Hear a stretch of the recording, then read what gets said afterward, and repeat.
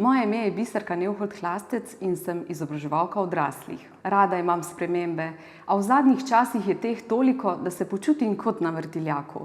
To, da sem vedoželjna in prilagodljiva, enostavno ni več dovolj. Zanimajo me različne poti do znanja. Rada bi poglobila svoje znanje uporabe IKT spretnosti pri učenju in poučevanju. Vse več sodelujem v projektih in raznih timih, zato si želim vključiti se v usposabljanje s področja timskega dela in sodelovanja.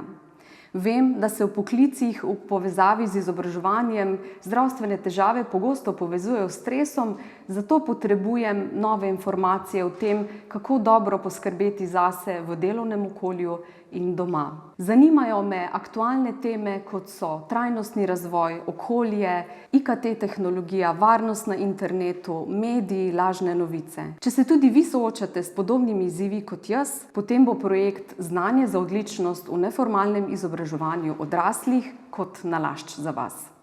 V okviru projekta bomo pripravili in izvedli usposabljanja z različnih področij, kot so andragoške metode, didaktični pristopi, uporaba IKT tehnologije pri učenju in poučevanju, značilnosti različnih ciljnih skupin, spremljanje napredka in popis kompetenc in medkulturne razlike, pa še in še. V usposabljanja se lahko brezplačno vključite vsi izobraževalci odraslih, ki delate v neformalnih izobraževalnih programih in prihajate iz vzhodne kohezijske regije.